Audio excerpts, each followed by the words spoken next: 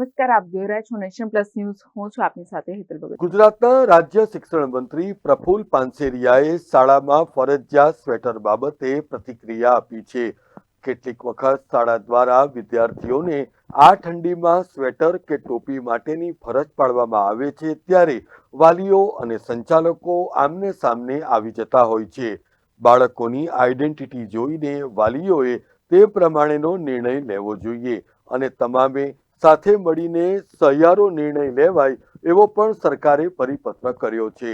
ત્યારે રાજ્ય શિક્ષણ મંત્રી પ્રફુલ પાનસેરિયાએ જણાવ્યું હતું કે કોઈ પણ શાળાઓ દ્વારા વિદ્યાર્થીઓને સ્વેટર કે ટોપી માટેની ફરજ પાડી શકાશે નહીં.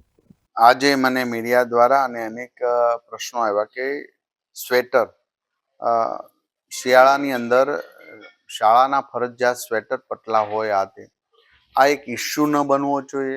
શાળા એ આપણું મંદિર છે, આપણું બાળક ત્યાં ભણી રહ્યું છે, વાલી પણ એમના અને ટ્રસ્ટી બધા પૂજારીઓ છે. પરંતુ કોઈ બાળકને અનુકૂળતા ન હોય, એમને કાન ટોપીની જરૂર હોય, જાડું સ્વેટર પહેરવું હોય તો કોઈ શાળા એમને ફરજિયાતપણે ફરજ ના પાડી શકે. તો આ એક સંકલનનો મુદ્દો છે.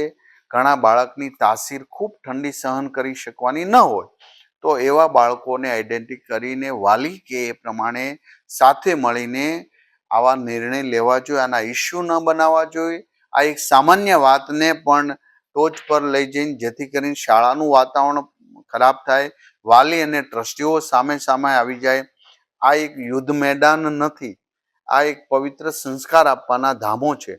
ત્યારે સૌએ સાથે મળીને આ નિર્ણય લેવો જોઈએ અને એમનો પરિપત્ર પણ કર્યો છે. છતાં પણ જો કોઈ જડતા કરતા હોય કે જડ પ્રકૃતિ સાથે આવા નિર્ણયો લેવાનો થોપી બેસતા હોય તો એ પણ ખોટી વાત છે. અને આવું કંઈ પ્રશ્ન હોય તો જે તે જિલ્લા શિક્ષણ અધિકારીને અમે સૂચના આપેલી છે એ પ્રમાણે ફોલો થશે. Janak Patel, nation plus news, Gandhinagar. સમાચારોના સતત અપડેટ મેળવવા માટે અમારી નેશન પ્લસ ન્યૂઝની યુટ્યુબ ચેનલને સબસ્ક્રાઇબ કરો, બેલ આઇકન દબાવો અને જોડાયેલા રહો ફેસબુક, ઇન્સ્ટાગ્રામ અને ટ્વિટર પર.